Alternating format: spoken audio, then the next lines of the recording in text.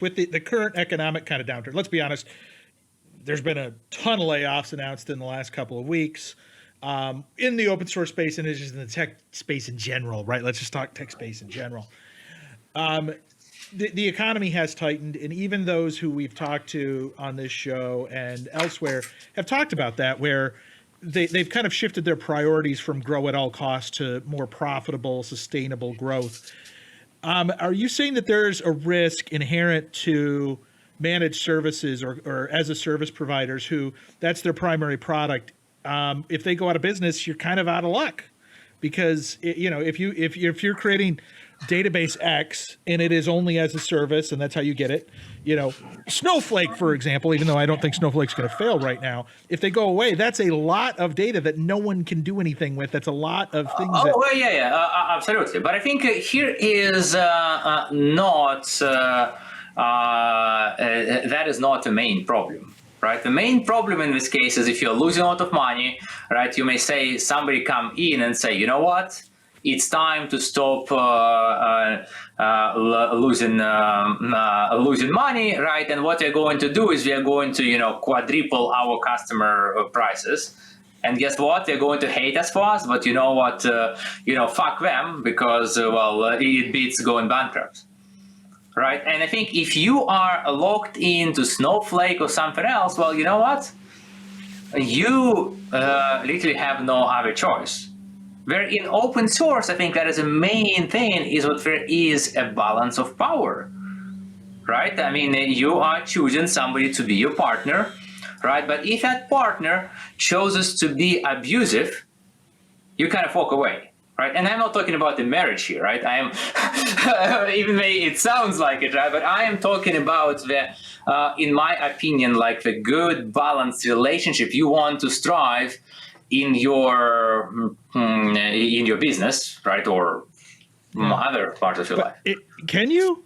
So, I mean, it's interesting because, when we talk about whether it's open core or the business models that have the cloud offering, a lot of times the feature sets that's baked into the paid offerings are there to try and prevent you from going to the open source route. Absolutely. So, well, but that is exactly what it's not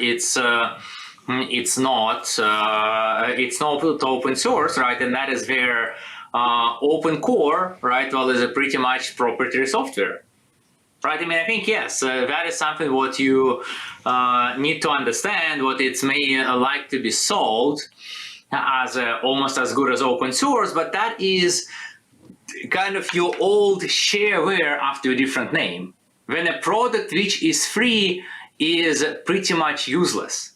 And it is not an accident. It's designed to be useless for anybody who is doing serious stuff with it. Right, because that's how those products are designed. Hey, get, let's say, kids, get people, playing with toys to use our kind of free versions, start adopting it, and then when it really reaches the scale, we get people to go ahead and be forced to use that paid version, right? Well, do you think that approach works fundamentally? Well, look, I mean, I think it's I think what that approach has generally worked for a long time, right? And I think we have like a lot of freemium products out there in SaaS, right, which are not open source as well, right, where you get like a very small amount of space free, right, or whatever. Look, and I don't think that is is anywhere like a bad or unfair, right? I just think that creates that imbalance of power that is not open source, right? And I think in certain conditions that is going to bite you in the ass, right? And that's why you maybe want to think about it.